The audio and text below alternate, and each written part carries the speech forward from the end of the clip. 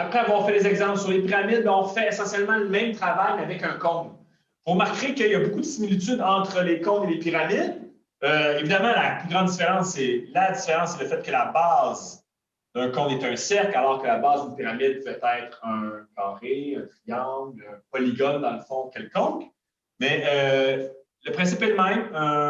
Un cône possède une hauteur et possède une apothème. Ici, l'apothème, ben, on n'a pas de face latérale à proprement dit, là, mais c'est la longueur, dans le fond, que vous avez ici de l'arête. Et, étant donné qu'on a un cercle, nous allons avoir un rayon.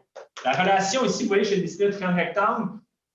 Repérer ce triangle rectangle-là dans les cônes, dans les troncs de cônes que nous verrons plus tard, vont être très pratiques pour aller chercher les informations, puisque dans les formules, nous avons toujours besoin ou bien de l'apothème, ou bien de la hauteur, ou bien du rayon. Alors que pour le calcul du volume d'une pyramide, nous avions besoin de l'aire de la base, de la hauteur, et ensuite de diviser par 3, bien, on se rend compte qu'on applique relativement le même principe dans le cas du volume d'un cône. Pierre carré qui représente l'aire de la base, nous avons besoin de la hauteur et nous divisons par 3 parce que, dans le fond, si on insère un cône à l'intérieur d'un cylindre qui a le même rayon et la même hauteur, on obtient le tiers du volume. Un peu un parallèle à tracer avec une pyramide qu'on insère dans un prisme avec la même base et la même hauteur, bien, on aura un volume qui est le tiers du prisme de la pyramide.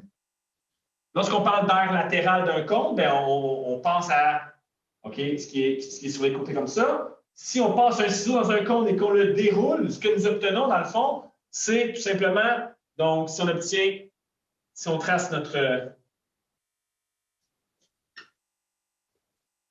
on obtient tout simplement un arc de cercle, un secteur ici qui est circulaire. Nous avons déjà vu la formule pour calculer l'aire de ce secteur. Lorsqu'on le remet ensemble, ça va valider notre cône et cette aire latérale-là, puis R fois l'apothème. Donc, nous avons.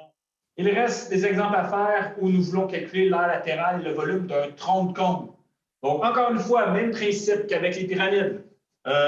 On a enlevé une partie là, supérieure donc, du cône qu'on avait initialement. Ce qui nous reste, c'est ce qu'on appelle un tronc de cône.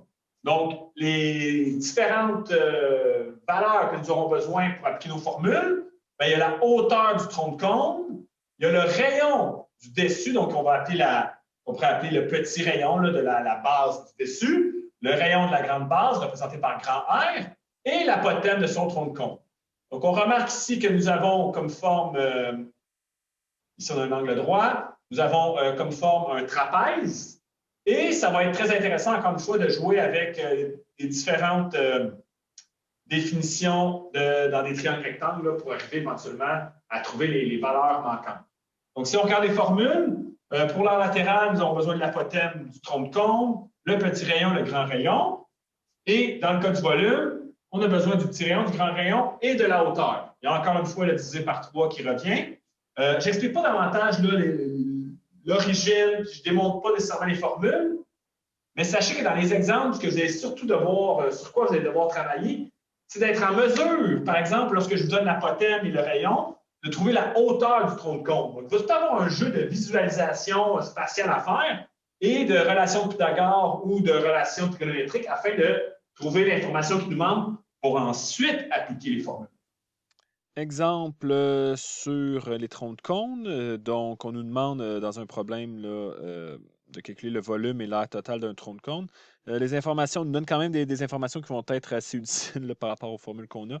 Donc, on a l'apothème qui est de longueur 10. Je pourrais peut-être la mettre ici. Et voilà l'apothème qui est de longueur 10.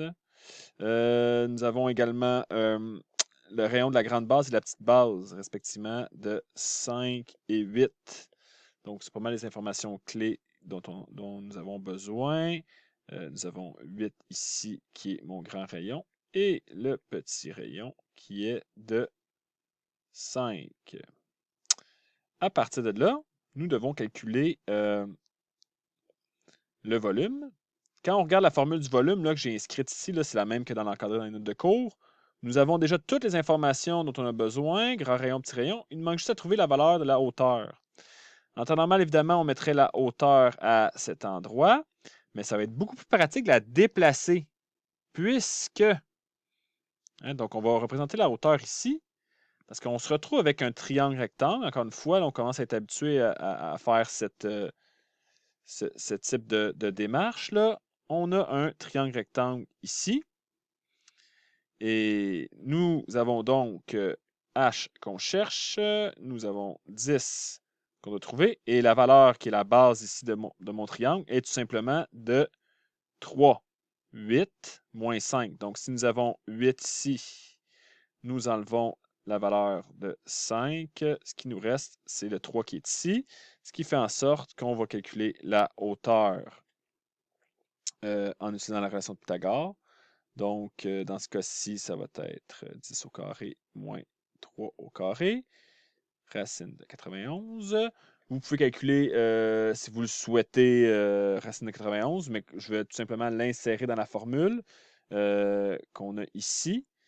Et nous aurons comme résultat, pour le volume, la chose suivante. Donc, racine de 91 sur 3 fois, donc, petit rayon au carré, grand rayon au carré, plus petit rayon fois grand rayon. On sort notre calculatrice et nous avons comme résultat 1288,66 des unités à la 3 ici. Voilà pour le volume. Beaucoup moins de travail qu'avec le tronc de pyramide, hein? Évidemment. Maintenant, pour l'aire totale, qu'avons-nous comme information? Nous avons déjà l'apothème. Donc, j'ai retranscrit la formule. Donc, vous voyez, là, pour l'aire totale, on décortique. On a l'aire latérale. On a une formule pour ça. On a l'aire de la grande base, l'aire de la petite base. Donc, on a déjà toutes les informations. Donc, l'apothème est connu. Le grand rayon et le petit rayon aussi. Donc, l'aire de la grande base, c'est un cercle. Donc, pi grand R au carré. Donc, 8 au carré. Et nous avons donc ici... juste à sortir notre calculatrice. Et nous obtiendrons la valeur suivante, 688,01. Donc voilà, dans ce cas-ci, encore une fois, il faut faire attention. Il faut aller chercher notre triangle rectangle. C'est vraiment la clé pour déterminer la mesure de la hauteur qui nous manquait. Terminons le travail sur les volumes en parlant du volume et de l'aire latérale d'une sphère. Donc, une sphère, c'est un objet en 3 dimensions, encore une fois, qui est engendré par la rotation d'un demi-cercle autour d'un axe. Donc, une boule est une sphère qui est pleine. La sphère, elle, on regarde uniquement la coquille. Le volume occupé par la sphère, donc, si on la remplissait, notre boule, est donné par la formule suivante, alors que l'air, donc la quantité de la coquille extérieure, donc pensez à une fois, encore une fois, si on peinturait la surface de cette sphère, bien, pour y arriver, on a besoin encore une fois du rayon, 4 pi r².